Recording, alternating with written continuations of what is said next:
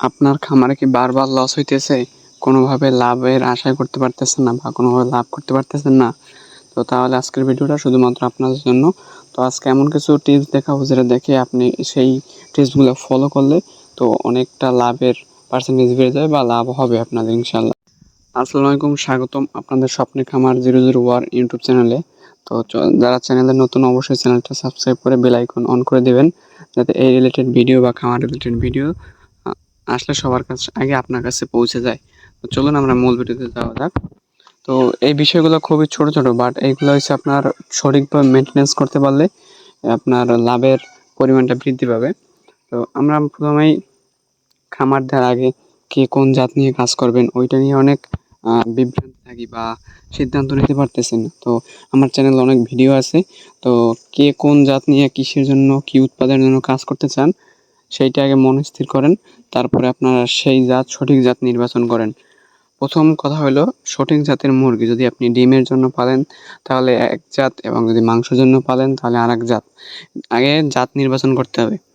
এটা গেল ১ নম্বর পয়েন্ট। ২ নম্বর হইছে আপনার খাবার অপচয়। আপনার যে জাতের মুরগি পালেন না কেন, তো খাবার অপচয়টা রোধ করতে হবে। খাবার অপচয় সবথেকে মুরগি আছে খাবার খরচটা বেশি, আরকি খাবার খরচে বেশি টাকা কস্টিং হয় বা টাকা খরচ হয় খাবার খরচে। তো খাবার অপচয় কমাইতে হবে।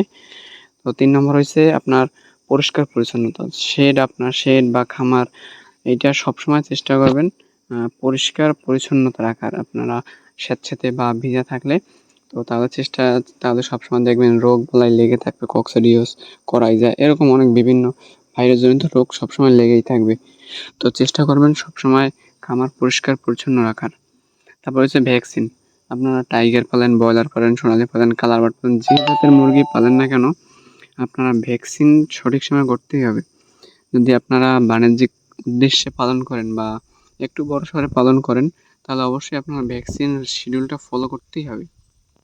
ভ্যাকসিন ছাড়া আপনার মুরগি, হাঁস বা যেটা বলেন না কেন প্রচুর রিস্কি হয়ে যায়। তো এটা সাধারণত করা ঠিক না। সবসময় ভ্যাকসিনের দিকটা খেয়াল রাখতে হবে, ভ্যাকসিনটা সময় মতো করতে হবে। এবং ৫ নম্বর হচ্ছে তাপমাত্রা। এই যে ধরেন বর্তমান যে আবহাওয়া প্রচণ্ড তাপপ্রবাহ বা প্রচুর গরম, তো এই সময় খেয়াল রাখতে হবে আপনার মুরগি হিট স্ট্রোকের ঝুঁকি বেশি থাকে। তো বারবার নতুন করে পানি দিতে হবে। তো হিট স্ট্রোকের জন্য আপনার আলাদা করে স্যালাইন দিতে হবে বা লাইসোবিট বা লেবুর পানি এইসব দিতে হবে। তো এইটা হচ্ছে আপনার তাপমাত্রা বজায় রাখা। আবার ধরেন যখন শীতকাল চলবে তখন চেষ্টা করবেন আপনারা একটু চারিপাশ ঢেকে দেওয়ার বা চারিপাশে একটু গরম রাখার। এটা হচ্ছে তাপমাত্রা বজায় রাখা। যে জাতের মুরগি পালন না কেন তো ঠান্ডা সব জাতের মুরগিরই লাগবে বা ঠান্ডা গরম সব জাতের মুরগির অনুভব আছে। তো আশা করি বুঝতে পারছেন যে তাপমাত্রাটা মেইনটেইন কীভাবে করতে হবে। তারপর হচ্ছে বাজার দর। শুধু মুরগি পালন করলেই হবে না, একটা বাজার দর বুঝে বিক্রি করতে হবে।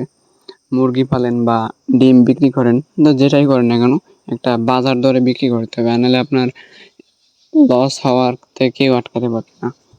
মানে আপনারা যদি সঠিক বাজার দরে বিক্রি না করতে পারেন তাহলে হচ্ছে আপনার যতই খামার সঠিকভাবে পরিচালনা করেন না কেন কোনোভাবেই লাভের সম্ভাবনা নাই। সবসময় বাজার মনিটরিং করবেন বা বাজার দেখবেন যে আপনার লোকাল এরিয়ায় বা জেলা পর্যায়ে এরিয়াগুলোয় কীরকম বাজার চলে বা কীরকম দর চলে। ডিম হোক, মুরগি হোক, মাংস হোক, যে সেক্টর নিয়ে আপনি কাজ করবেন সেই বিষয়ে সবসময় আপনার মনিটরিং করবেন এবং দেখে শুনে আপনারা আপনাদের ডিম বা মাংস বা মুরগি বিক্রি করতে হবে।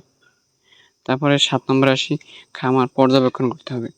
মানে আপনার মুরগি অসুস্থ হলে যাতে দ্রুত বুঝতে পারেন এবং প্রতিদিন অন্তত একবার হলেও আপনার খামার টোটাল ঘুরে দেখতে হবে। প্রত্যেকটা মুরগি ভালো করে আপনার চেক করে দেখতে হবে যে কোনো মুরগি অসুস্থ কিনা বা খাবার কম খাচ্ছে কিনা। এরকম প্রত্যেকদিন একটু পর্যবেক্ষণ করে অবশ্যই দেখতে হবে। মুরগি একদিনে হঠাৎ অসুস্থ হয় না কিন্তু। তো মুরগি অসুস্থ হওয়ার আগে অনেকগুলো লক্ষণ থাকে বা অনেকগুলো ওদের বহিঃপ্রকাশ করে লক্ষণ। তো এইগুলা দেখে আপনার বুঝতে হবে যে মুরগি আপনার অসুস্থ না সুস্থ বা মুরগি প্রপার ঠিক আছে কি ঠিক নাই। এইটা হইছে পর্যবেক্ষণ করতে হবে।